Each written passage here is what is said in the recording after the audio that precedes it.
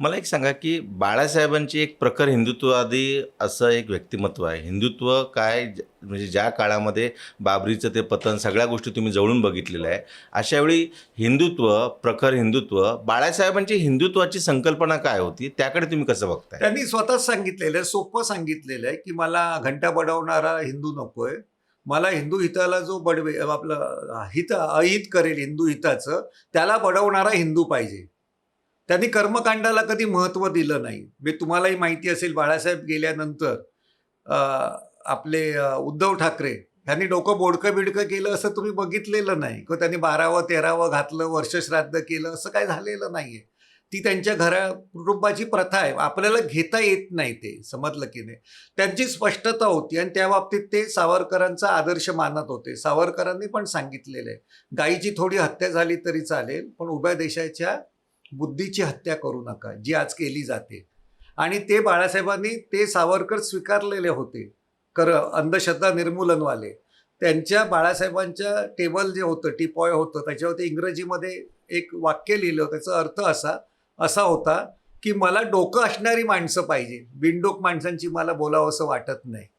मग ते आपल्या विरोधी विचाराची माणसं सुद्धा असतील, त्यांच्याशी बैठकीमध्ये उत्तम संवाद करायचे आणि प्रश्न सोडवायचे.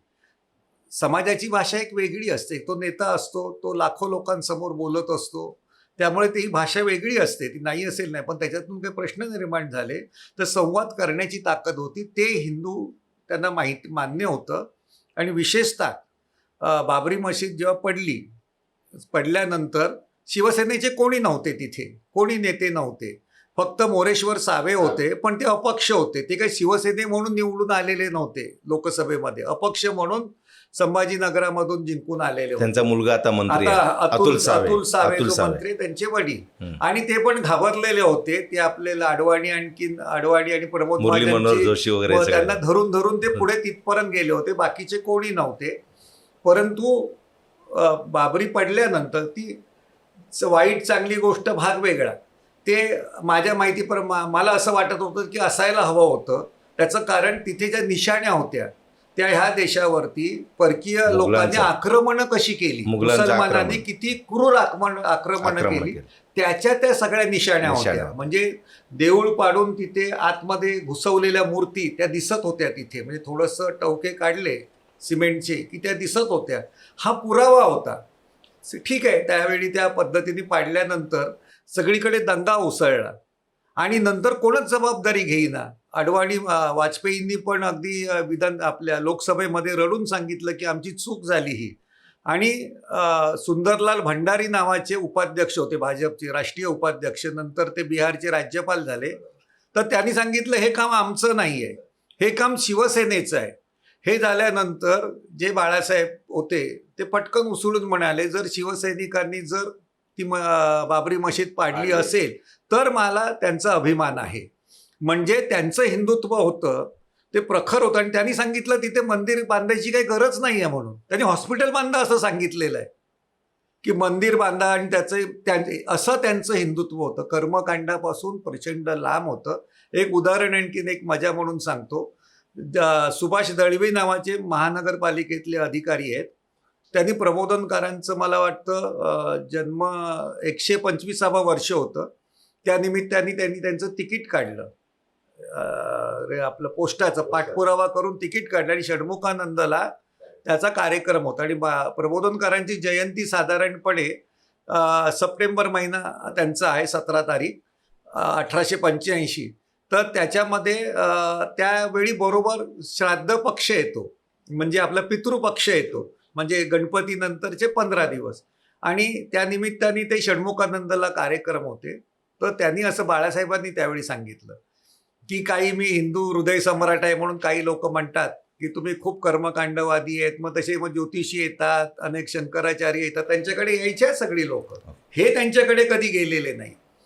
तर सगळे जे गुरु सगळे यायचे. आणि मी त्यांना एकदा विचारलं की ते बाहेर भगवे कपडे नाही घालायचे. घरी त्यांनी बाबरी पडल्यानंतर घरात त्यांचं ते भगवे किंवा भगव्याच्या जवळपास शेड्स असलेले ते लुंगी, आणखीन आपलं सदरा घालायचे.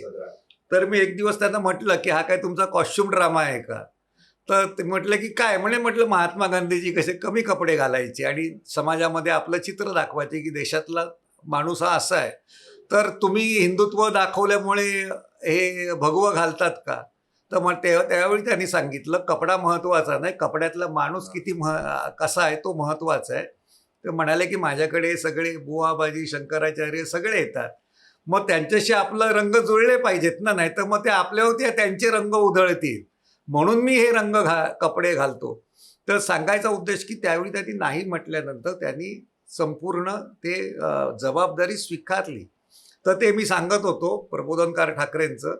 तर त्यावेळी त्यांनी सांगितलं की माझ्याकडे अशी लोकं येतात आणि खूप काही काही गोष्टी सांगतात. तर एकाने मला सांगितलं म्हणजे माझा पुनर्जन्मावरती विश्वास नाही आणि पुनर्जन्म माणसं नावाचा काही गोष्ट नाही.